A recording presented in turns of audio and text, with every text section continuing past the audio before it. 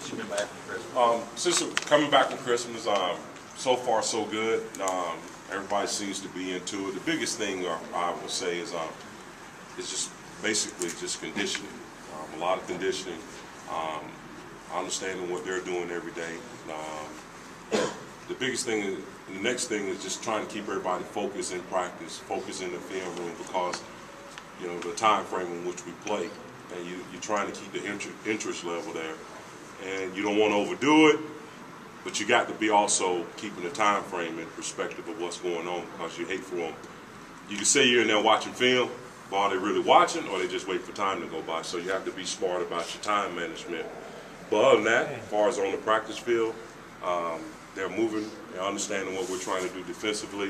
And the biggest thing for us up front is, you know, everybody came back from Christmas. It looked like everybody might have gained 5 pounds, so I'm trying to get those 5 pounds off. But everybody's moving good and seem to be happy. The last time you were here, you mentioned Darius Phillips getting a look, you know, on the line, and I was wondering if that's something that you figure will continue on through the spring. I mean, does that look like the position for him? I don't know. Yeah, that's something you have to ask Coach Chiz about. But you know, obviously he can play both sides of the ball. I think he's going to help our team on either side. And but I'll be the first one. I won't turn him down. Is he still practicing with y'all? He's off and on both sides of the ball. Like, what's stood out about Lemonnier, kind of where he's come in the last 4 or 5 months?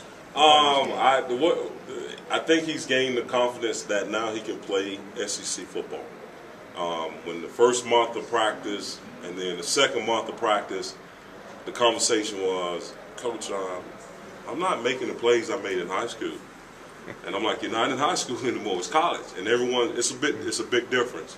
So for him, every week he's gained confidence in playing. It's been enjoyment to watch him grow. I think he has great upsides, but the thing is, he has a focus now about the game and understanding how to play SEC football, and that's been the big thing for him. How hard is it for you? There are going to be times when these freshmen are going to have to play and on the biggest stage there is. How hard is it for guys like that to cope with that? I think the biggest thing, we were fortunate enough in the SEC championship game that a lot of those guys got to play a whole lot, and that was a big game. So I feel going into the national championship game, it's no different. It's just that the goal is you got to make special plays in a special game, and that's the selling point. It's a very special game, and they're going to have to contribute, and I'm expecting them to do their best. Tracy, talk about the challenges Oregon's offense offers a defensive line. The thing is, the offensive line, they got about 3 seniors out there. They got a junior and then probably 1 sophomore. Look like they've been together a long time. And you go back to look at the first game of the season and just see the way they evolved.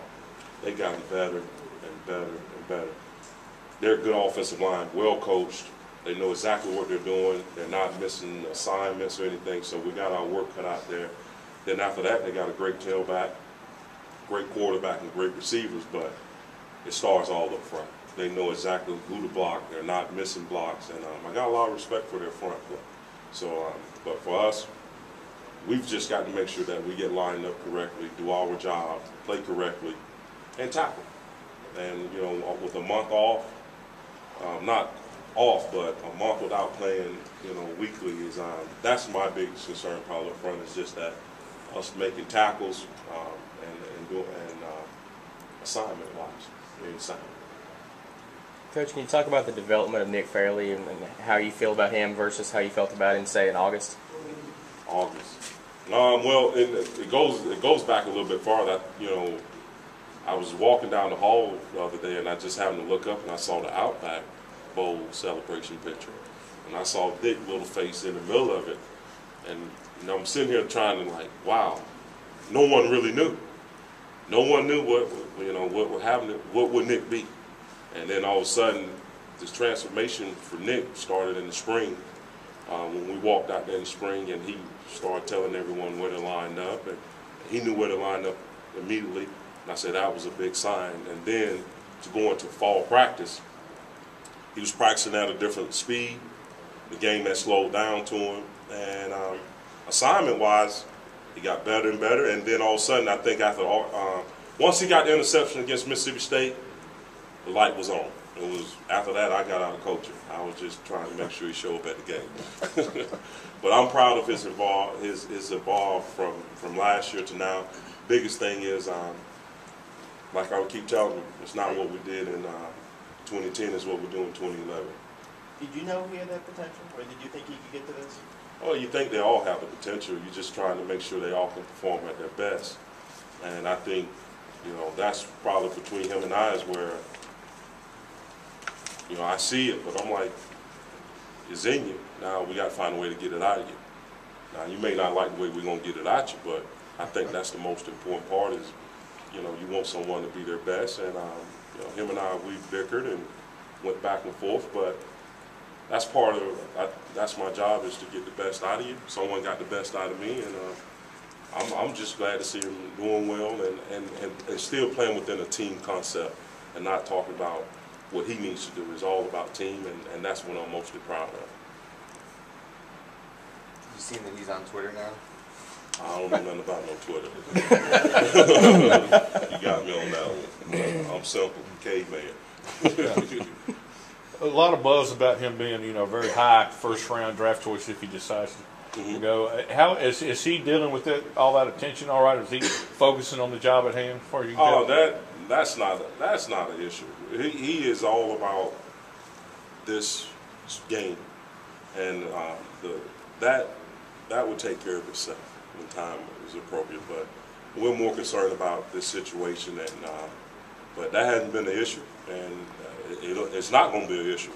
But he's been great about the whole deal, and he's more concerned about Auburn being successful.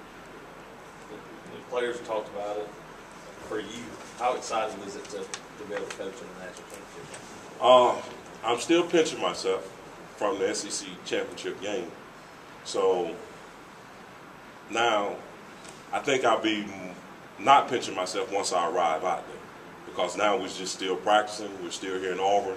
And I think once I arrive in Arizona, it's like, okay, here we go. It's time to go to work. But I'm mostly proud of what it's done for the community, what it's done for the university. And who would have thought, with the guys on this team, who would have thought we would be in this situation? And it's a very unique situation.